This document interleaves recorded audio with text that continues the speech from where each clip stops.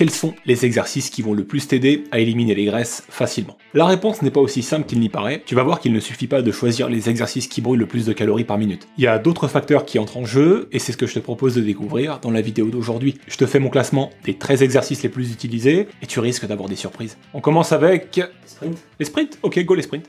Avec les sprints, tu peux espérer brûler environ 300 calories pour une session de 20 minutes, dans laquelle tu réaliserais une dizaine de sprints de 50 mètres, avec 2 minutes de repos entre chaque, ce qui nous fait à peu près du 15 calories par minute. Donc c'est un exercice qui va brûler beaucoup d'énergie. Donc de suite, on va penser que c'est un bon exercice pour la perte de graisse, parce que ça permet de brûler plein de calories en relativement peu de temps. Mais c'est là qu'il y a un piège. Ce type d'exercice est réalisé avec une intensité maximale. Donc l'essentiel de l'énergie que tu vas brûler va provenir de tes réserves de sucre, et celles qui sont dans tes muscles en particulier, et aussi tes réserves de créatine. Là en l'occurrence on parle surtout des substrats énergétiques qui sont dans tes muscles au niveau des jambes. Donc c'est pas la meilleure idée pour doper la fonte des graisses. L'autre gros problème avec les sprints, c'est que c'est un exercice à fort impact pour tes articulations et tes muscles.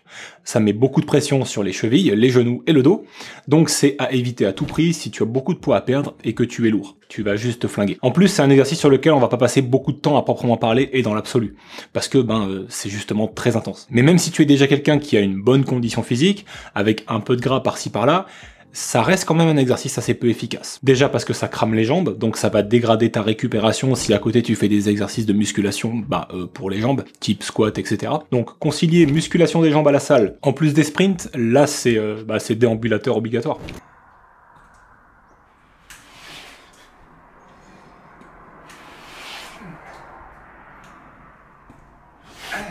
À cause de ça, tu risques d'avoir du mal à répéter cet exercice régulièrement, peut-être 1 ou 2 fois par semaine grand max, mais tu vas brûler quand même plus de sucre qu'autre chose. Donc c'est pas forcément hyper utile. Allez, on va lui mettre la note C pour le brûlage de graisse, qui sera la pire note du classement. Au suivant. Lequel on fait en suivant? La corde à sauter.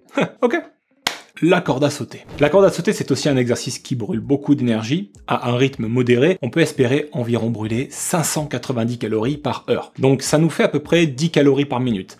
C'est moins bien que les sprints, mais c'est quand même intéressant. Le gros avantage de la corde à sauter, c'est que tu peux le pratiquer à un rythme qui est plus light, donc l'impact sur ta récupération et tes articulations sera beaucoup plus gérable. En plus, grâce au fait que l'intensité est plus légère, la proportion de graisse brûlée sera aussi un peu plus importante. Donc ça présente déjà quelques avantages intéressants. Le seul problème avec la corde à sauter, c'est que c'est d'un ennui mortel. Pour en faire, disons, une session de 20 minutes non-stop, à un rythme constant, faut vraiment être un warrior. Moi, au bout de 5 minutes, je commence déjà à perdre ma concentration et à me flageller les tibias. Voilà. De mon point de vue, c'est un bon exercice de coordination que tu peux intégrer à des circuits de cardio ou pour t'échauffer un peu tout simplement. Tu peux aussi envisager de vraies sessions de cardio avec les sauts à la corde en prenant des temps de repos toutes les 2 minutes par exemple. Mais ça va quand même être compliqué de passer suffisamment de temps sur l'exercice pour profiter de sa capacité à brûler pas mal de calories. Sur ces mots, je lui mets une meilleure note que les sprints, on va lui mettre un B. Peut mieux faire. Next! Les burpees. Putain, pas les burpees. Pourquoi les burpees? Je sais pas. C'est dur les burpees. Les burpees, c'est un mouvement qui fait intervenir tous les muscles du corps. Donc fatalement, ça va brûler pas mal de calories. En fonction du tempo que tu utilises, en moyenne, on est entre 8 et 12 calories par minute.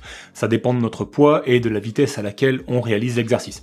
Mais en gros, c'est aussi un gouffre à calories. Les burpees, c'est un exercice qui, à la base, s'insère bien dans les circuits d'entraînement pour améliorer le conditionnement cardiaque et métabolique. Ça fait partie des exos débutants en CrossFit, par exemple. Donc déjà, ça annonce un peu la couleur. C'est un exercice qui va claquer du glucose et aussi tes poumons. Pas vraiment l'exercice que tu vas faire plusieurs fois par semaine et qui va améliorer ta récupération, ni sur lequel tu vas brûler une proportion de graisse significative pendant l'effort. C'est un peu moins crevant que les sprints, alors sur ces mots, je lui mets la note de C. Est-ce que tu peux m'envoyer un bon exercice pour le suivant, s'il te plaît? Je sens qu'il commence à s'ennuyer en face. Le rameur. Le rameur. Bon, avec le rameur, on va commencer à entrer dans la catégorie des exercices intéressants pour la fonte des graisses. Déjà, c'est un exercice intéressant parce qu'il fait intervenir différents groupes musculaires. Donc tu vas naturellement brûler pas mal de calories. Mais c'est surtout un exercice sur lequel tu vas pouvoir facilement moduler l'intensité. À faible intensité, c'est un exercice qui va brûler environ 500 calories par heure passée, donc 8 calories par minute, ce qui est plutôt pas mal en termes de ratio bénéfice-intensité. Et à forte intensité, tu peux monter à plus de 800 calories par heure. Mais comme tu le sais, on cherche à éviter les hautes intensités sur des durées de temps longues quand on veut donner priorité aux graisses. Donc c'est la version de relative basse intensité qui va nous intéresser. C'est un exercice qui est pas trop ennuyeux à réaliser, même après 10 minutes d'activité, donc ça c'est plutôt cool. C'est aussi un mouvement qui ne va pas nuire à ta récupération ni à tes articulations, donc pas de souci pour enchaîner les sessions de rameur durant la semaine, même si tu fais d'autres activités physiques à côté. Pour ces raisons-là, je lui mets la note de B. C'est pas mal. J'en ferai pas tous les jours, j'en ferai pas 30 minutes d'affilée, mais de temps en temps, totalement valide. Va-t-on avoir un exercice de catégorie S pour le prochain? Tu pioches quoi? Le vélo. Bah voilà, il suffisait de demander. Le truc avec le vélo, c'est que comme avec le rameur, tu peux en faire à différentes intensités, très hautes comme très basses.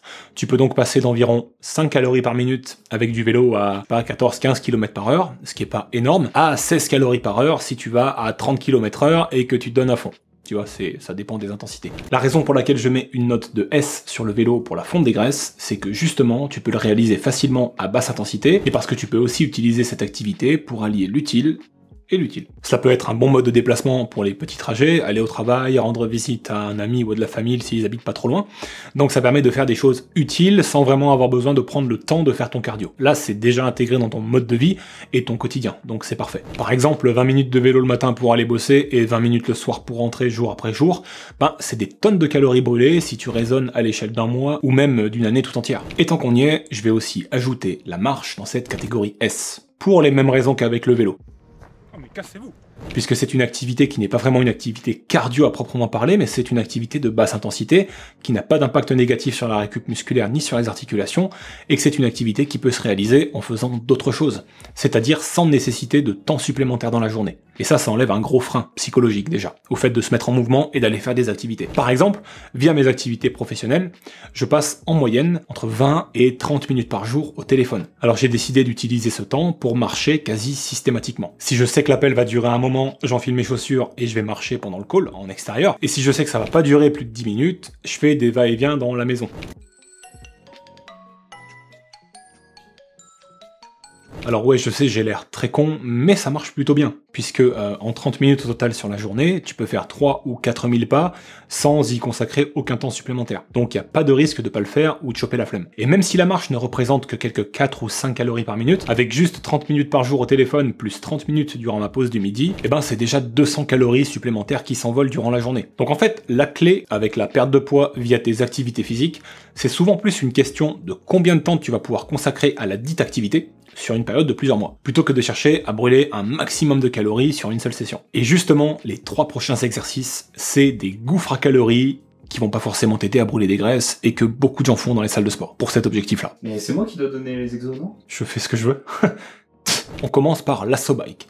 L'assaut bike, ça ressemble à un engin de torture du Moyen-Âge, alors qu'en réalité, c'est un engin de torture, mais moderne. Ce truc a été spécifiquement conçu pour du conditionnement métabolique. C'est vraiment pas fait pour y passer beaucoup de temps, mais pour se donner à fond pendant max quelques minutes. Généralement par intervalle d'intensité. Avec l'inertie de la machine, tu ne peux juste pas t'arrêter et t'es obligé de fournir un gros effort intense. C'est donc pas idéal pour la fonte des graisses. Par contre, si tu veux te faire vomir et augmenter tes capacités cardio-respiratoires, fonce. Tiers C. Pour compléter un peu cette catégorie, je vais aussi ajouter le ski erg. Pareil, c'est un exercice et machine qui est pensé pour du conditionnement métabolique. Moi, je trouve personnellement que c'est un super exo pour s'échauffer avant un entraînement de musculation, puisque ça fait intervenir plein de muscles et que ça met le cardio en condition. Alors, je lui mets le tiers C aussi. Allez, puisqu'on est dans la catégorie des exercices qui sont conçus pour la haute intensité, je vais aussi ajouter les thrusters. Là, c'est un mouvement composé, un peu comme les burpees, mais sans le saut ni les pompes, mais avec de la charge. Un véritable enfer. Même tarif, tiers C pour la fonte des graisses. Allez, je te laisse me donner le suivant parce que je suis sympathique aujourd'hui. La course à pied. La course à pied. J'en fais généralement une fois par semaine, à basse moyenne intensité. Petit jogging quoi, avec de la musique et tout. Donc on n'est pas sur du vrai cardio à proprement parler, et c'est un bon complément d'activité physique à la marche que je fais tous les jours. Le seul problème de la course, c'est que t'es déjà assez dépendant du temps qu'il va faire dehors. C'est assez difficile de se motiver s'il pleut à torrent. Ou alors qu'il fait nuit au moment où tu rentres du boulot. Et ça peut être aussi une activité dangereuse si tu as beaucoup de poids à perdre, car tu mets de la pression sur tes genoux et ton dos. Donc fais gaffe à ça. Donc c'est pas une activité qui va révolutionner ta perte de poids si tu en fais 30 minutes par semaine. Les calories brûlées seront pas phénoménales au vu du temps que tu y passes, mais c'est quand même un plus. Donc je lui mets la note B. Par contre, si tu fais ta course à pied sur un tapis de course en salle ou en intérieur, là t'es pas tributaire de la météo. Tu peux même te mater une série en faisant ton truc. Et là tu peux potentiellement ajouter du temps très facilement sans même t'en rendre compte. Donc je mets une note de A pour le tapis de course à faible intensité. Tant que j'y suis, je vais aussi mettre le vélo elliptique dans cette catégorie A, puisqu'on est sur un setup similaire, même si ça brûle un poil plus de calories, puisqu'on fait aussi intervenir les bras. Maintenant, on va parler de la catégorie d'activité physique que j'affectionne le plus pour la fonte des graisses, à savoir les différentes activités, on va dire, ludiques. Typiquement, passer du temps à faire des paniers au basket, ou à faire n'importe quel autre sport de loisir, sans forcément chercher à mettre une grosse intensité. Ça peut même être le simple fait de lancer un frisbee au chien pendant 20 minutes, tu vois, à condition d'avoir un vrai chien.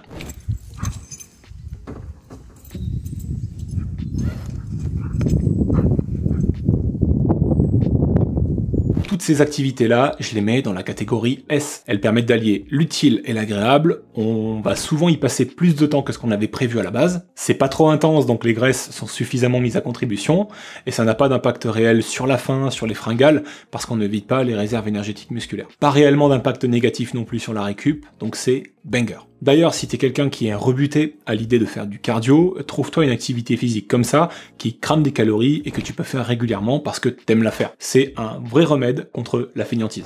Bon bah ça nous fait déjà un bon petit classement tout ça. Dis-moi dans les commentaires quelles sont tes formes de cardio préférées. T'étais plutôt C ou catégorie A sur tes activités. Maintenant, tu peux venir te tailler un physique athlétique avec moi en téléchargeant gratuitement une vidéo complète dans laquelle je te montre toutes mes routines pour atteindre mes objectifs physiques sans forcer sur les régimes, ni passer mon temps à faire de la muscu ou du cardio. La vidéo est disponible en cliquant sur la vignette qui s'affiche juste ici, ou en cliquant sur le premier lien que tu trouveras en description de cette vidéo. Dans la vidéo, tu vas découvrir les 7 étapes qui ont tout changé pour mon physique et ma forme, alors que j'étais un skinny fat addict à la malbouffe. C'est vraiment des étapes pratiques et plutôt efficaces à mettre en place, alors si tu veux vraiment commencer à changer ton corps dès demain matin, je te retrouve sur cette vidéo dans quelques instants. Une fois que tu auras cliqué sur la vignette ou le lien, dis-moi à quelle adresse tu souhaites recevoir la vidéo sur la page qui va s'ouvrir, et on s'y retrouve immédiatement. Merci d'avoir passé ces quelques minutes avec moi sur ma chaîne Roms Physique, c'était Romain, bye.